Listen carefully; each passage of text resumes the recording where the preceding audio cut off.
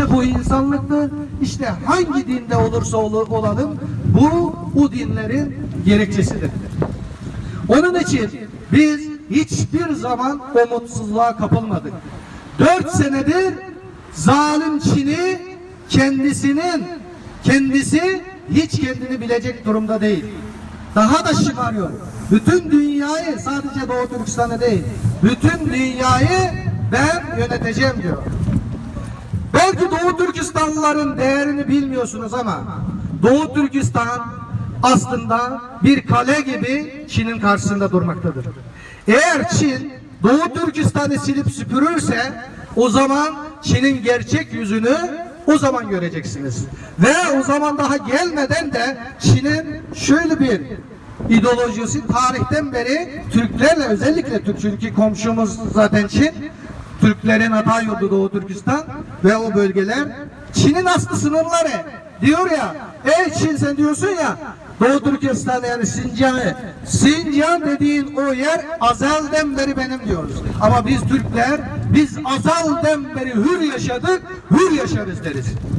Biz başkasının zeminini, toprağını bizim demeyiz. Senin sınırlarını zaten sen tarihte kendin çizmişsin. Çin Seddi'ni çizmişsin. Onun dışında hiçbir yer senin toprağın değildir. Onun için ben burada siyasetçi değilim, tarihçi değilim. Ya tarih açısından bir akademisyen, yüksek lisansı bitirmiş biri olarak sadece akademisyen, tarihi gerçekler olarak konuşuyorum. Orası tarihi gerçek açısından sen 1878'de Yakup Bey ile savaştıktan sonra 1884'te orası Mançur Çin İmparatorluğu tarafından Sincan olarak yeni kazanılmış toprak olarak tarihe kazılmıştır. Bunu bütün dünya bilir. Onun için oradan toprak talebinde bulunan ve hatta şımararak şu an Kazakistan, Tacikistan, Özbekistanlardan toprak hak iddia ediyorsun. Senin bu utanmaz ve bu tecavüzcü, bu işgalci niyetini bütün dünya bildi. Sana Batılılar, Amerika başta olmak üzere, Batılılar sana kapılarını, teknolojisini açmıştı. Onların hedefinde seni demokratlaştırma vardı. Ama şu an anladılar ki bunda demokratlaştırma yok. Çünkü onlar Çin'in ne olduğunu bilmiyor. İşte Doğu Türkistanlılar onun için bütün dünyayı şu an bazıları diyor niye Doğu Türkistan, bütün dünyada Doğu Türkistan konuşuluyor. Çünkü Doğu Türkistan konuşulmadan, oradaki insanlık suçu konuşulmadan, oradaki soykırım konuşulmadan ne bir insanlıktan, insan haklarından söz edebilir, ne bir adaletten söz edebilir, ne de demokratik hakların, demokratik ülkelerin o haklarından, değerlerinden, hiçbir şeyden ağız açamaz ve onların hakkında konuşamaz. Ve daha da önemlisi Çin, oraları da ben yöneteceğim. Benim sistemime gel diyor. Onun için Doğu Türkistanların Çinliler, Çin hakkındaki uyarılarına dikkat edin. Burada analarımız, az önce anamız burada alkışla dinledik, Uygur Türkçesinde konuştu. Biz daha ölmedik. Doğu Türkistanlılar hiçbir zaman ölmedi, ölmeyecekti. Küllerinden daha yeniden doğacak.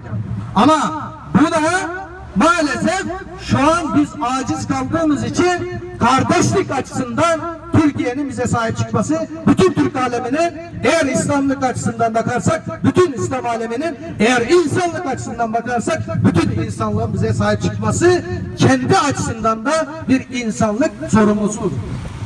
Bu sorumluluğu yerine getirmeden eğer yer değiştirerek düşünürsek, eğer şu an biz Türkiye'nin konumunda veya başka Türk Cumhuriyetlerinin konumunda veya bağımsız şu anki İslam Cumhuriyetlerinin konumunda veya demokratik ülkelerin konumunda biz olsaydık, onun yerine başka bir ülke olsa, bizim yerimizde olsaydı, o zaman biz neyle suçlanırdık? Bunlar insan değildir. Bu sözlerle suçlanırdık ve doğruydu. Niye? İnsan insanlığını kaybettikten sonra ne inancı olursa olsun onun bir kıymeti yoktur. Onun için, çünkü bütün inançlar bütün inançlar önce insan olmaya çağırır. Ve biz Doğu Türkistanlılar şu an zayıf düştük mü? Düştük. Ama elimizden kardeş zor günlerde kardeştir diyor ya.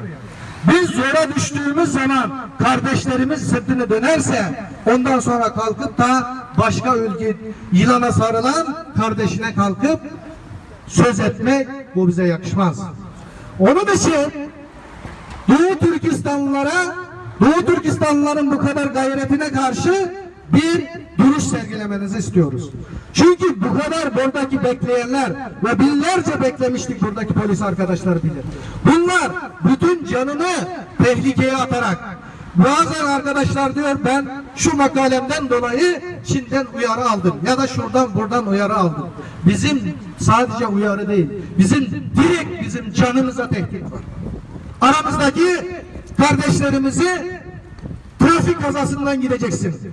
Eğer ben burada kalkıp aynı şekilde Çin konsolosluğundaki çalışanları böyle bir tehdit edersem ne olacaktı? Ama bunlar bize ediyor. Biliyor musunuz? Bunlar bizi böyle tehdit ediyor. Bak tehdit etmekle kalmıyor. Bunlarda bir söz var. Nedir? Tavuğun boynunu keserek, boğazlarak maymuna göstereceksin diyor. Şaçi gey hopa. Çincesi budur. Onun için de aramızdan maalesef Yusuf kardeşimizin tam ensesinden olarak şu an bitki haline getirdi. Ama ona rağmen bu kadar analarımız, çocuklarımız, babalarımız, gençlerimiz burada. Bu ruhu neden görmüyorsunuz ey insanlık?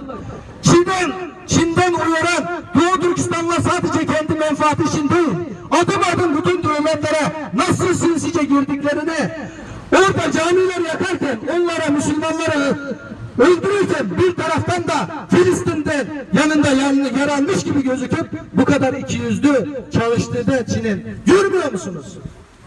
Daha ne zamana kadar uyuyacaksın? Sabah buradan Çin konsolosluğun arabası önüne geçtiğimizde orada hiçbir zararı ben burada yokum o zaman. Kardeşlerimiz atlaması doğrudur. Atlayacağız. Neden? Çünkü tepkimizi göstermemiz gerekiyor. Ve onları da polislerimizin onları nasıl koruduğunu görmesi gerekiyor. Eğer karşımızda bu saygılı, bu değerli polislerimiz olmasaydı atlayacaktık da bir adım bile attırmazdı. Bunu da böyle bilesin. Ey Çin, ey zalim Çin, sen bu zulmünden dönmedikçe biz asla bu savaşımızdan, bu mücadelemizden asla vazgeçmeyiz. Çünkü biz Kürşat'ın evlatlarıyız. Çünkü biz Bilge Kağan'ın evlatlarıyız. Çünkü biz Oğuz Han'ın torunlarıyız. Onun için seni burada koruyorsa yine Türkiye'nin polisi koruyor. Bunu da aklından çıkarma. Aksi takdirde nasıl Kürşat senin saraylarına basıp girdiyse biz de basıp girmesini biliriz. Ama biz senin gibi zalim değiliz. Biz en barışçıl şekilde, sen bütün paranı kendi propaganda, kendi yalanını gizlemeye çalışıyorsan biz en barışçıl, en insani şekilde senin o yaptıkların, şu rezillikleri, şu alçaklıkları en barışçıl şekilde ifşa etmeye çalışıyoruz. Bakalım hak mı daha ağır basacak yoksa senin pis paran mı?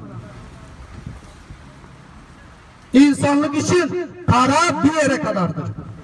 Göreceksin para bir yere kadar. Hele inancı olan insanlara, insanlığını daha vicdanını kaybetmemiş olan insanlar için para hiçbir şey ifade etmez. Her şeyden önce insanlık gelir, her şeyden önce insani değer gelir. Orada çocuklarımız şu an Savaşçı filmini belki seyrediyorsunuzdur. Savaşçı filminde nasıl o çocukları küçüğünden büyüterek sonra PKK'ya götürülüp ve sonra da Türk askerine nasıl kurşun sıktıklarını göreceksiniz. Ve orada şu an Dünya Af Örgütü'nde biz 1 milyona yakın Uygur Türk çocuğu, oradan Müslüman çocuk kendi dillerinden ve kültürlerinden arındırılarak bir Çinli olarak yetiştiriliyor. Ve bunlar hiçbir zaman Çin gelin şu ofiste oturun güzelce yaşayın demez. Çünkü Doğu Türkistan'ın yani adı üstündeki Sincan Özerk bölgesinin reisi olan Ebu Bekir, adına bakın ha, Ebu Bekir olan kişi şu an muhabbet cezasında yatıyor, biliyor musunuz? Bütün ömrünü Çin'e çalışan biri. Bu herkesi ders olmalı. Çin'in karanlık zindanlarında o da nasibini aldı. O çocuklar da yetiştirilip daha sonra sinir bölgelerinde eğer savaş çıkarsa belki Kazakistan'a, belki Özbekistan'a ve hatta Türkiye'ye kadar gönderebilir. İran'a kadar gönderebilir. Sonra onlar kalkıp da bizim Mehmetçiklerimize kurşun sıktığında ilk önce aslında aynaya şöyle bakmamız gerekiyor. Bunları suçlamaktan önce aynayı önümüze şöyle bakıp bu çocuklar böyle yetiştirilirken biz neredeydik? Daha dün Litvanya devleti Doğu Türkistan'da Çin'in yaptıklarını soykırım olarak ilan etti. Bu dünyada 5. ülke oldu. Bütün dünya oyununu biz Doğu Türkistanlar üzerinde mi kurdu? Bütün dünya oyununu bizim Doğu Türkistanlar üzerinde mi kurdu? Çin'e karşı konuşmaktan aciz kaldığımızda bunu mu söyleyeceğiz? Daha sonraki çocuklarımıza Nazi kampları, Almanya'daki Nazi kamplardaki o görüntüler, o işkenceler sonradan ortaya çıktı mı? Çıktı. Değil mi? Bütün dünya utanç içinde ne oldu? Bir daha olmaz dedi. Ve onu da kazdı. Ama şu an 21. yüzyılda teknolojinin o kadar geliştiği, bütün delik her şeyi kayda alan bir devirde, bir dönemde Çin, Doğu Türkistan'da neler yapıyor neler. Ağzımıza alamayacak şeyde şerefimizde, vicdanımızda, gururumuzda oynuyor. Ve daha sonra o görüntüler kalkıp da ortaya çıktığımızda belki şu anki insanlar, şu anki liderlerimiz olmayabilir. O zamanki bizim çocuklarımız nasıl insanların yüzüne bırakacak? Bırakın Allah'ın yüzüne bırakmayı. İnsanların yüzüne, ey Türk milleti, ey Müslümanlar, sizin milletiniz, sizin kardeşleriniz böyle ayaklar altına alınmıştı. Sizin kızlarınız, sizin kadınlarınız böyle ayaklar altına alınmıştı dediğinde o zamanki çocuklar yüzünü kaldırıp bakabilecek mi?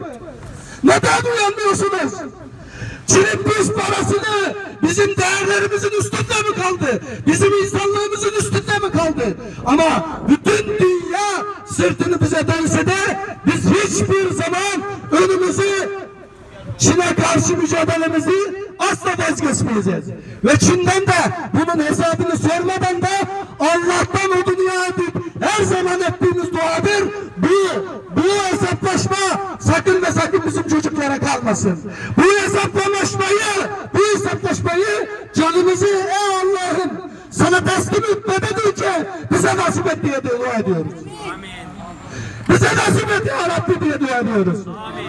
Bütün dünyaya Çin, biz dünyaya bağış dağıtıyoruz. Tam tersine bütün dünyaya Çin besletiyor, Çin dağıtıyor. Buradaki herkes Çinli şu an. Şu an Çinli. Onun için biz asla vazgeçmeyeceğiz. Doğu Türkistan vazgeçmeyecek ve Çin'den bunun hesabını öyle veya böyle soracağız. İnşallah. Zalim Çin hesap verecek.